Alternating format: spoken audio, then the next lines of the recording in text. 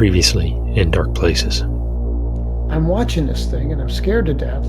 And I saw what I first thought were children, maybe a dozen, maybe 15.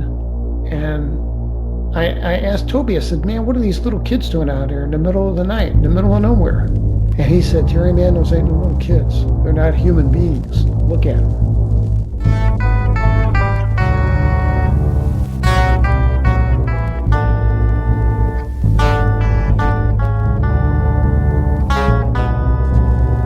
Hey guys, welcome to the show.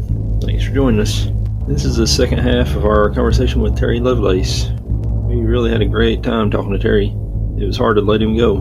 He's a great guy. Be sure to check out his website, terrylovelace.com. Look for his books, Incident at Devil's Den, and Devil's Den: The Reckoning. Also, check out his Devil's Den podcast over on YouTube.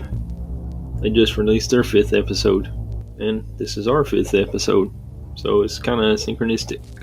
If you'd like to be a guest on our show, or you got a topic you'd like for us to dive into, you can email us at indarkplacespod@hotmail.com.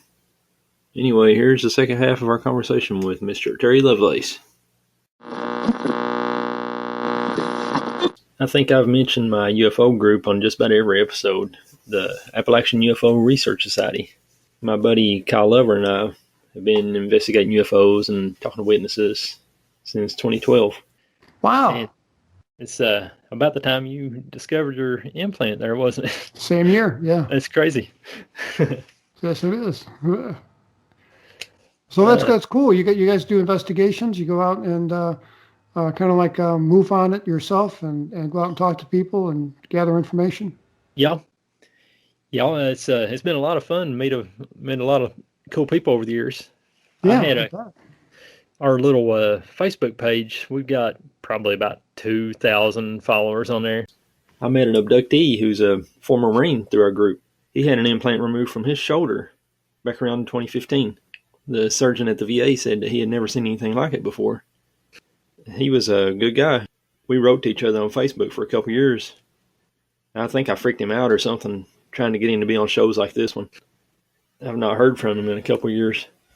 Yeah, you never know. You never know what might have happened to the guy. Yeah, you might have freaked him out, but he might have, he could have died. He could be in prison. Who knows? I mean, I don't know. These people scare me. I don't trust the VA. The VA is the ones that took my X-rays of my leg, and they didn't want to give me copies of the X-rays. Wow. So, they kept stonewalling me. It's like 90 days, 3 months, and I still don't have a copy of my X-rays. So I went to the VA hospital and I asked to talk to the custodian of records, is the person responsible for releasing information. And I said, look, I want my X-rays and I want them in 72 hours, so I'm going to take you guys to U.S. District Court in Dallas because I know how to do that. And I had my X-rays the next day, but they took like 30 shots of my leg, and I got 2. Wow. And I said, well, what about the rest of them? What about the other 28? And they're like, no, they were destroyed. They weren't kept because they were, quote, low quality. So yeah, I don't trust those guys. I mean, they're the government. Yeah, it makes you wonder. They probably have them all on speed dial, and they call and let them know when something like that comes up. Yeah, I think they do. Do you find, I know that you've been researching all this since you came forward with your story. Do you find that a lot of abductees tend to be of military background? Yeah. Do you see any connection in that? I don't know what the connection is. Do you know ever heard of a guy named Robert Hastings who wrote a book about 15 years ago called UFOs and Nukes? Oh, yeah. Yeah, I've heard that. Yeah, Robert I contacted him when I published my book and sent him a copy, and we kind of become friends. And yeah, he's told me that because he's investigated over 2,000 people who were on active duty at specifically nuclear bases that dealt with nuclear weapons. And he said, yeah, they're there. They're all over the place. If you're on a base full of nukes, you're gonna see UFOs, and we sure saw them. I saw them at Whiteman, And the security police guys. Now, I didn't see this myself, but I was told this by more than one security police officer who told me that the bunker, they call it, the place where they kept the bombs for the nuclear weapons for the B-52s, that this ring of orange light would come, once or twice a year, and it would just hover in midair over the bunker and shine a laser down at it. Wow. And then that would last maybe 15 seconds, and then the laser would click off, and then the thing would shoot off at 0 to 500 miles an hour. That's crazy. Yeah, I'd like to have seen that myself. I see a lot of those stories on these shows on the History Channel and stuff, and a lot of stories of them being over the military bases like that. It's weird. In my group, I've ran across a few abductees over the years. Every one of them seem to have a military background. It's kind of baffling. That is. I put my email address in the back of Incident at Devil's Den in the epilogue, and I said, look, I'm not a doctor or a therapist, but if you've had an experience, write me and tell me about it, and I promise I'll write you back. And I've got since 2018, I've got over 1,600 emails. Wow. From people. And you would not believe some of the stuff people tell me.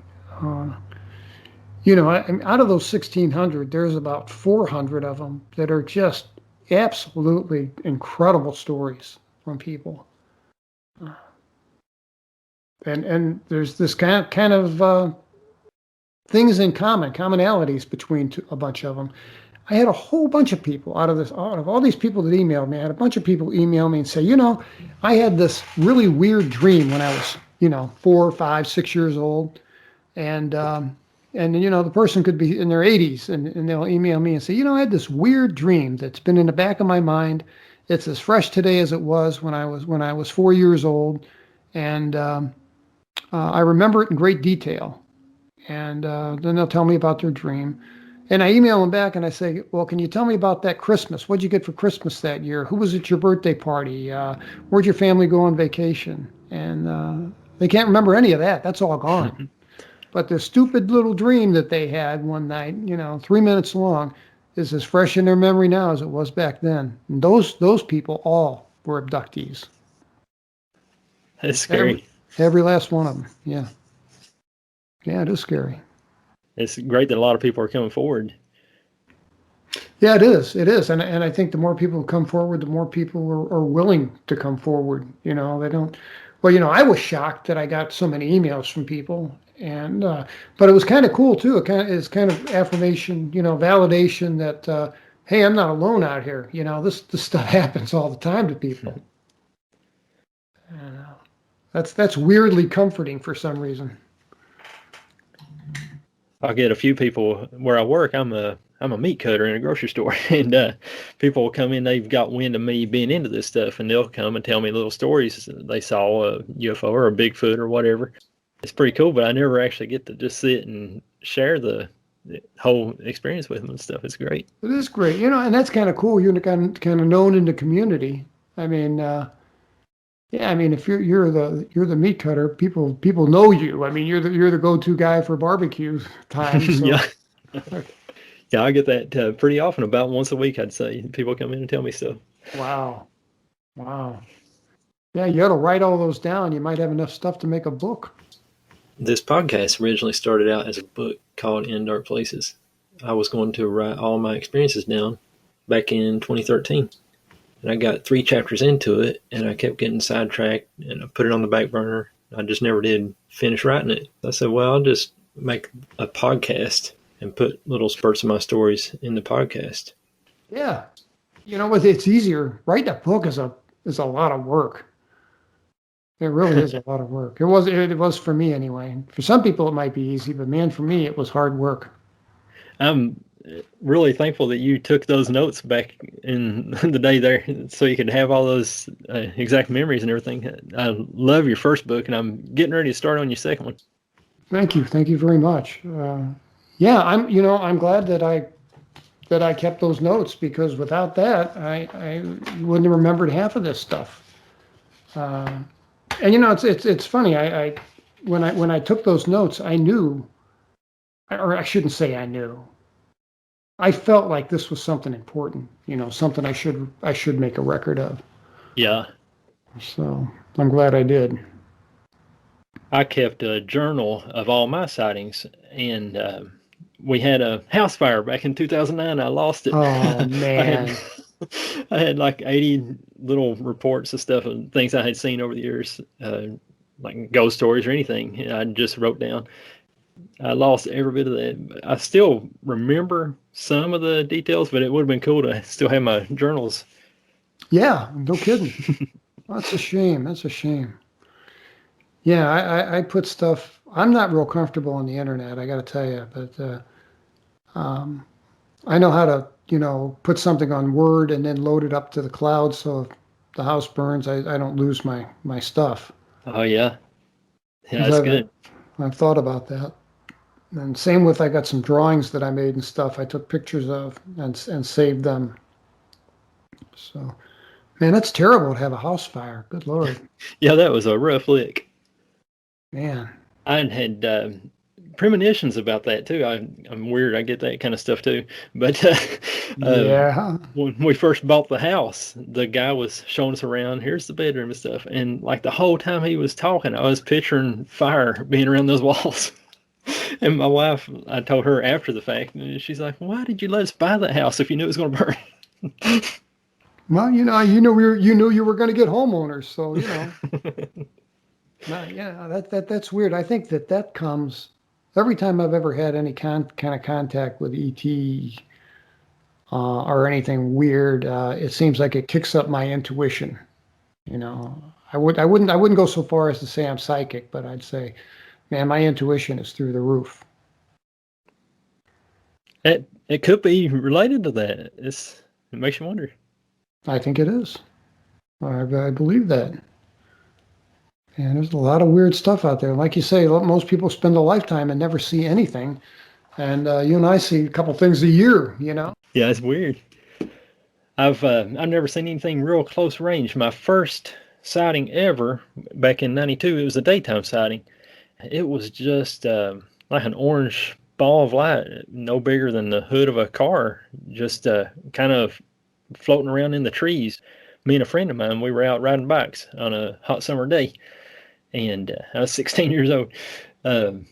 We sat down at this little church to catch our breath and rest and everything. And I kept looking. I was like, "Man, do you see that?" And he saw it too. We were both just watching it. Kind of, it's like it was having trouble in our gravity or something. It was just kind of darting around on the treetops, and all of a sudden it just Wow. went straight down. And it was probably like a half a mile away from us.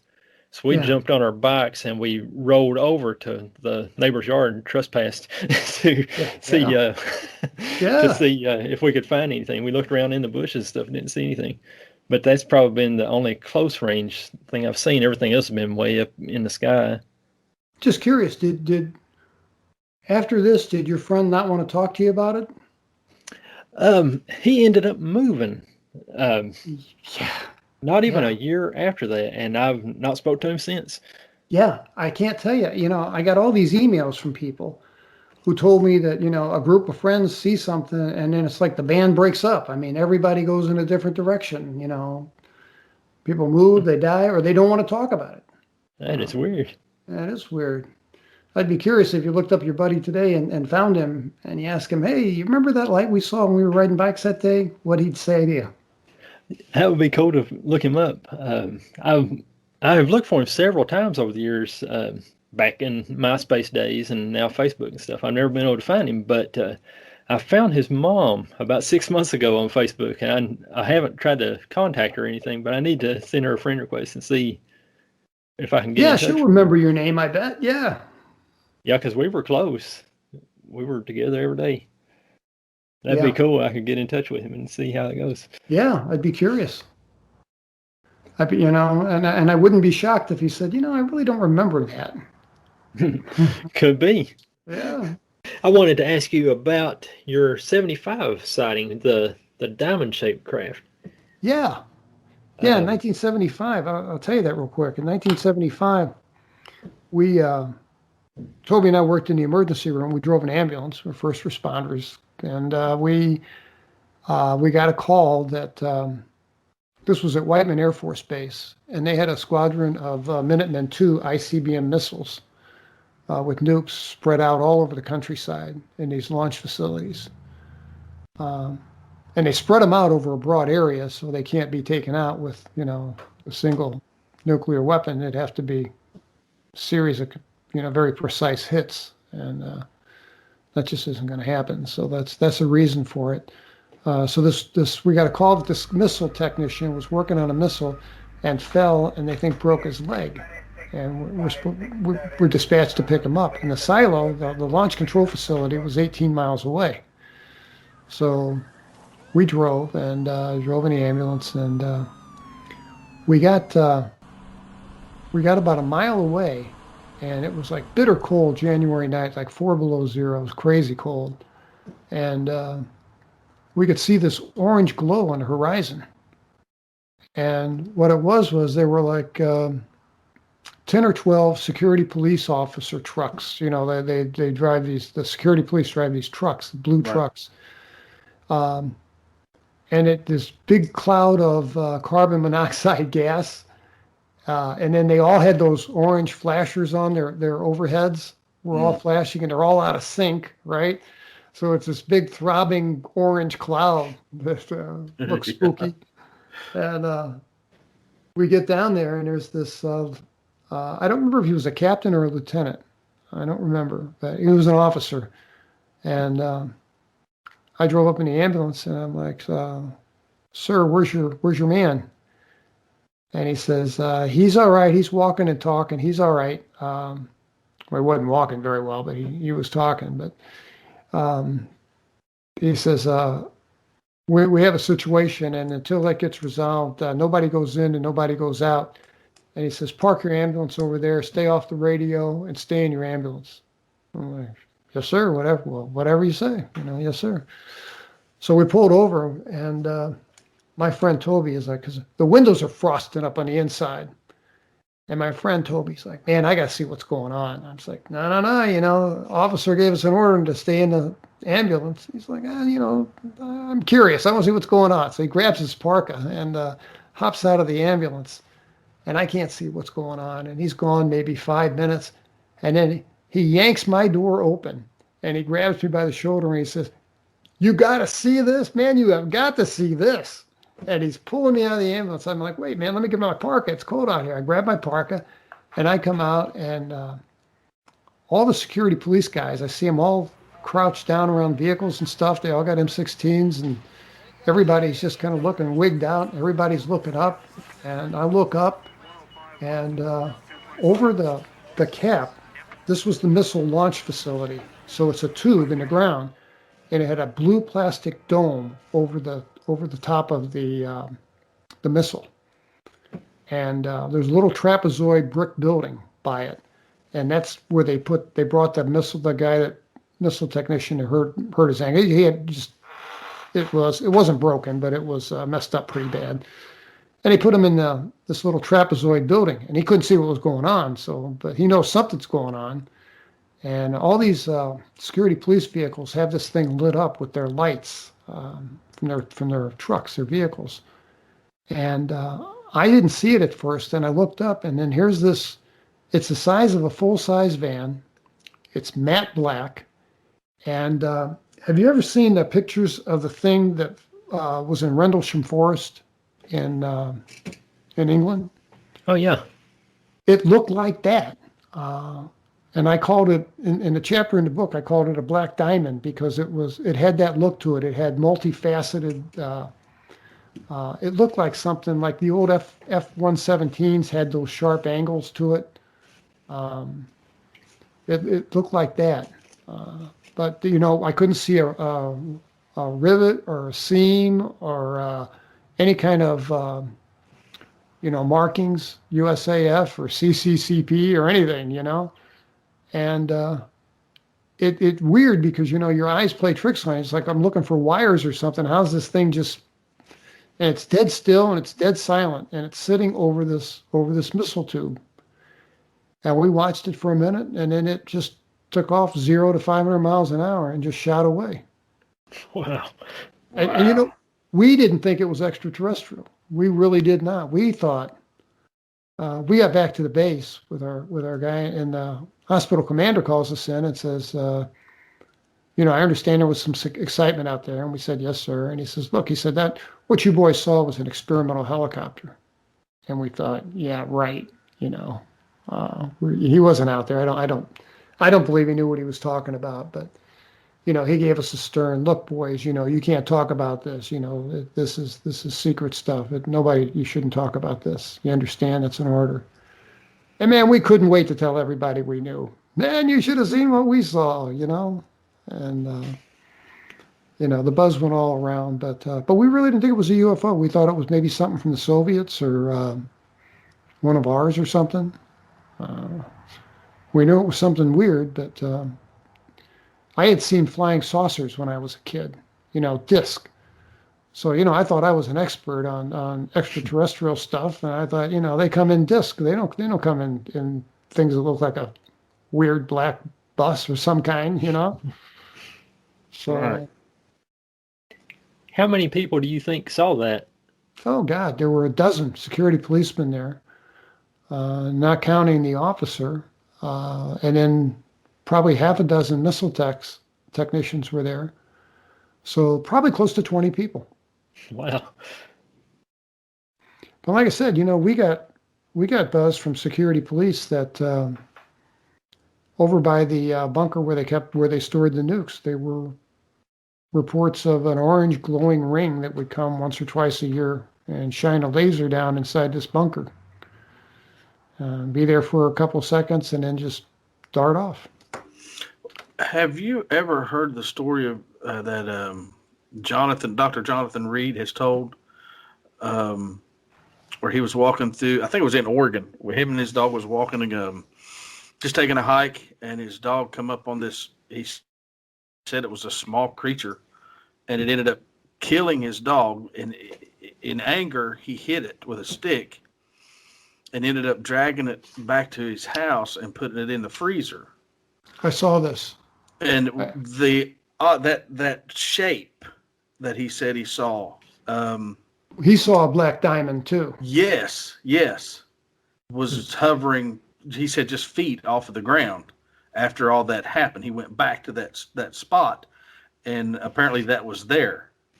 So that's kind of weird. You mentioned the diamond shape, because I don't normally, when I hear UFO, I think of triangle or cigar shape or even saucer shape, but I'd rarely think of diamond shape. Yeah. And then that's a fascinating story. Yeah, didn't he take him out of the freezer and the thing opened its eyes or something? Yes. Wow. Yes. And it's an amazing story. If anybody ever gets a chance to just look it up, Dr. Jonathan Reed, he goes into great detail. I guess it made him violently sick, and the government has basically ruined his life over this thing. And the last I heard, he still gets visits from this thing occasionally. I had never heard of that story. Yeah. No kidding.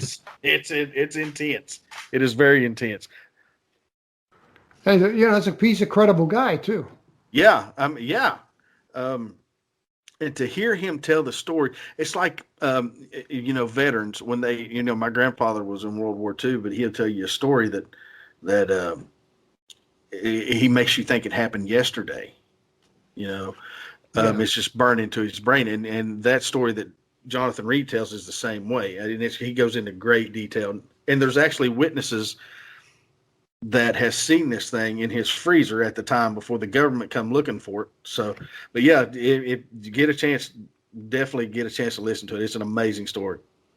Yeah, I will. I just saw, where I saw it? I saw it on TV, and they had these guys trying to debunk it, trying to see if they could recreate it. Yeah. And, I don't know. I don't know if that means much, but I thought the story was cool. I did. Oh yeah, it's every time I hear it, I'll even go back and find it every now and then, and just to listen to it and refresh my memory with it, because it's just an amazing story. It's 3 solid hours. You're hooked. You're right there. Yeah. I'll definitely look for that. Yeah, Junebug, I can't believe you haven't heard of that one. That's weird. That one got by me. Terry, do you care to tell the story real quickly about Cheryl? Yeah, I'll tell a story about Cheryl. I had a law practice in Lansing, Michigan, and I had this I had this weird, I should call her weird, just a strange woman call me and make an appointment, and she come out. She was a factory worker. She worked at the General Motors plant. Cheryl's not her real name, but she came to see me, and she's like real upset. And I took her, my office, the receptionist was downstairs and there was a little stairway, and then I had an office and a conference room upstairs. And I took her in the conference room, and she's scared to death. And she said, "Are you sure it's safe?" I mean, I said, "Safe? What do you mean?" "Yeah," I said, "Of course it's safe." And she's like, will you check?" And I'm like, "Yeah, I'll check." And went in the room, walked around, said, "Yeah, it's safe. Come on in." And she come in, and she was scared to death. And she told me that she wanted to hire a lawyer because her neighbors were shining bright lights into her window, and she said they're scaring her, and she thinks they'd even come in her house in the middle of the night. And I said, "Well, that's a trespass. That's a big deal." And she said, "Well, what can you do to help me?" And I said, "Look, I can send your neighbors a nasty letter, nasty letter from a lawyer saying, 'Look, I'm going to sue your ass off. You got to stop this. You Right. stop harassing this poor woman, or there's going to be trouble.'" So she didn't want to do that. So what I told her to do? I said, "Why don't you do this? Why don't you get yourself a cheap camera? And when they're shining lights in your window, or when they're harassing you, or they're in your house, take their picture." And then she told me that, "Well, Mr. Lovelace, I haven't been completely honest with you. I think it might be aliens." And I thought, "Oh boy, here we go." So I said, "Well, that's even better. Give me some pictures of the aliens, and we'll see what we got." And so I told, "Look, pawn shop down the street, go buy yourself a cheap 35 millimeter camera, and get some pictures and bring them back to me. And I won't charge you for today." And she's like, "Okay." So I thought I'd never see her again, right? So about 2 weeks go by, and my secretary says, "This woman's flipping out on the phone. You got to talk to her." So it was Cheryl again, and she's like, "I got them. I got pictures of them. You got to see this. This is crazy." And I said, "You got pictures of what?" She said, "I got pictures of aliens." And I said, "Well, bring them over. Let's take a look, right?" So she brings them over, and she got a 36 exposure roll of film, and she gets them out, and she's real proud of them, and she hands them over to me, and I start looking at them. And it's her neighbors hanging up laundry. It's kids with a backpack walking in back of her property. And, it's just all these benign pictures of her neighbors just doing normal stuff. But there's one picture in there that was just weird. And it was, it looked like some kind of craft. There was a set of railroad tracks right in back of her house. And this thing looked like a craft, and I could see a little red light up in the sky, and I could see from the flash that went off. I could see the backyard, so I could use that as a point of reference. And this thing looked like it could have been a train or something, but it didn't look right. I mean, it didn't look like a train. Right. And it was blurry. So I stopped by her house, and I said, "Let me look in your backyard if you don't mind." And I took the photograph, and I looked, and that red dot, I could see there was a tower, like a radio tower. Sure. In the distance. And that was the red light. But this thing in this photograph, I don't know what it was. And I asked a couple people, and they're, I got answers. Oh, it looks like a Christmas tree, or I don't know. And but I had this client who was a engineer on a railroad, And I said, I got a crazy train picture to show you. What do you think about this? I met the guy for lunch, and I said, look at this picture for me. Tell me what you think of it. And he looked at it, and he said, well, that's, that's a real track hazard. That's a train wreck waiting to happen. And was his first thought. And then he looked at it closer and said, man, I don't know what that is, but and then we started talking about UFOs, and he told me about going across, of all places, New Mexico, driving a train, driving the train across New Mexico, and he saw something on the tracks up ahead of him, and it just shot straight up in the air. And wow. He says, I think this is something unusual. Well, Junebug had a report of one actually hitting a train. That was the first thing that popped in my mind when I was reading the story about Cheryl and the train track. Are you familiar with that story? There was supposedly a UFO collided with a train back in 2002. I never heard that. Where at? It was in Paintsville, Kentucky, probably about 45 minutes or so away from here. We went out and investigated it years after the fact, and we couldn't find anything, couldn't find any witnesses or anything. But the story goes, one of the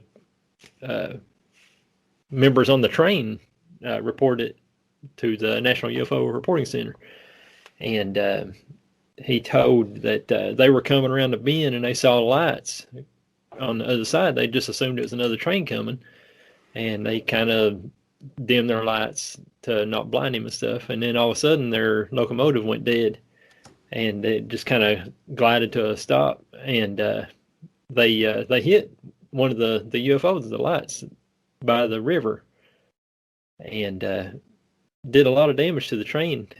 And they were able to drive it on into the railroad yard, and the workers reported like white tents being set up over top of the train, and all these men in black type guys coming in suits.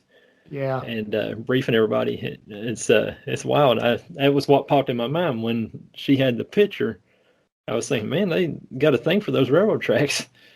Well, what's crazy is that's only half the story. I kept that picture in an envelope in my desk drawer because I was going to get it back to Cheryl. It's a long story, but I had it in my desk drawer, and I locked my desk at night, every night. And I came to work one morning, and I had a cheap alarm system. I could hear my alarm system going off, and my front door of my office is wide open. I'm like, oh man, somebody broke into my office. So who'd want to break into a law office? I mean, they didn't take computers. I had this antique set of justice scales in my office somebody gave me as a gift, and they took those, but they pried my desk open, and they took parking tokens, and I looked at everything else in my desk, and I looked at that envelope. That envelope was still in there, but I didn't open the envelope and look at it. And that picture disappeared. And Wow. I think somebody broke in to get that picture. I really do. It made it look like just a break-in. Yeah, that's what I think. Wow. Well, speaking of Men in Black, what is your take on that? I mean, you don't hear it as prevalent as you did, like, back in the 50s and 60s and even in the 70s. But I'm sure they're still out there. They're still out there. I just think that they're, just like we've changed and fashion has changed. I think they're just, they're in a blue business suit now and, with Gucci sunglasses and, Right. they're not the stereotypical guys from the 60s and 70s. Have you ever had any run-ins with those guys? You know what I did? I won't call them Men in Black, but I've just had some weird experiences. I had back in 2018, I published my book in March, and by June of that year, I had these military helicopters buzzing my house. I'm not kidding, buzzing my house like crazy. And I had guys from TTSA come out and talk to me, and Lou Elizondo came out and talked to me and filmed me. And I had just a lot of weird stuff, man. I had I had this Lexus, the silver Lexus, parked in front of my house. Now I live in a kind of a subdivision that's kind of out of the way. There's no through traffic through here. So if you're in here, you got to be in here for a reason to see somebody.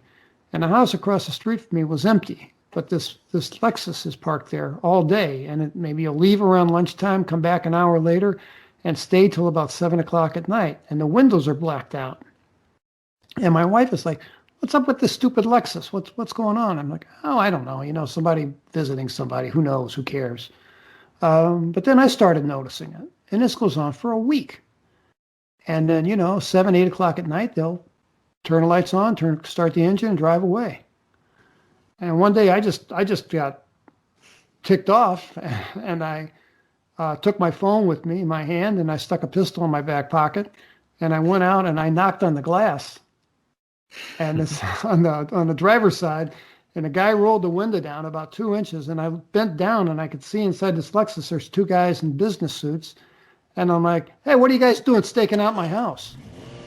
And whoop, window goes up and the car takes off. But Wow. I got a picture of the license plate. So I still have friends in law enforcement from when I was a prosecutor, and I had the plate tracked, and the plate was registered to a rental car company. Which one? Wasn't Budget. It's the other one. A rental car company out of Dallas-Fort Worth Airport. And Alamo Rental out of Dallas-Fort Worth Airport.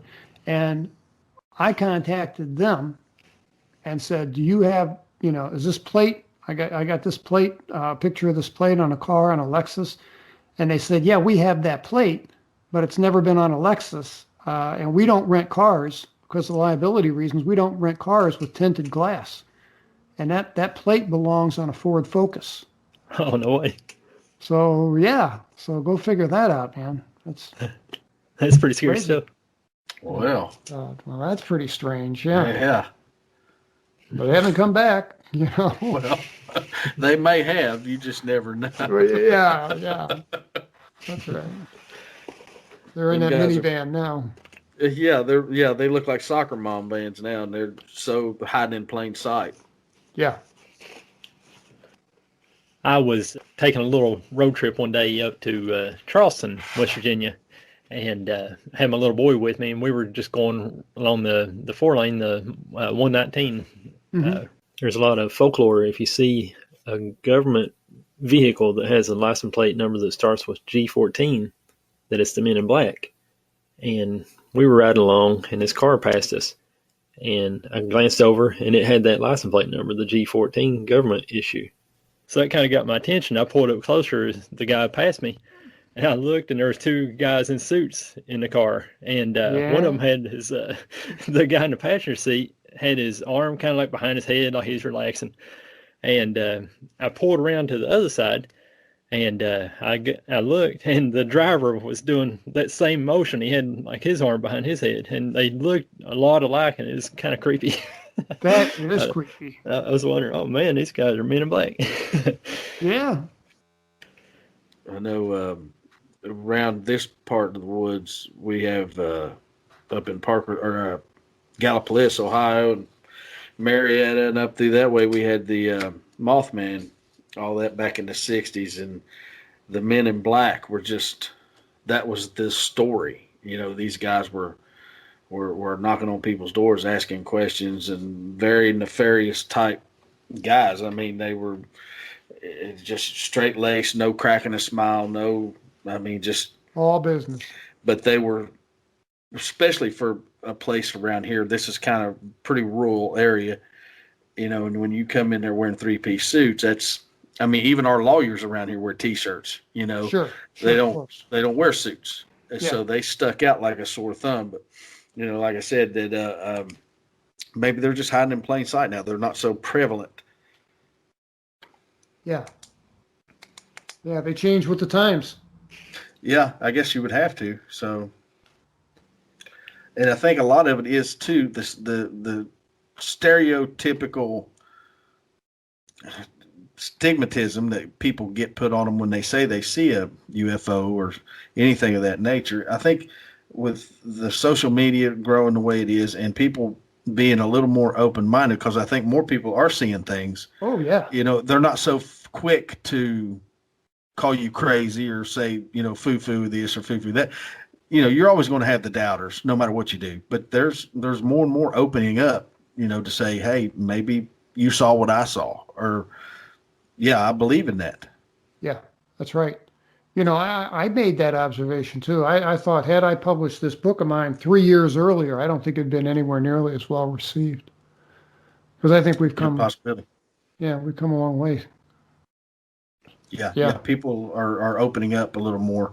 And, as with our government, like with Project Blue Book, and people start checking into the way our government has misinformed all this stuff to throw people off for whatever reason. I mean, I don't know if it's our own stuff, if we're hiding stuff from, Russians or whatever, but people are starting to see that the government is hiding things and throwing things in different directions.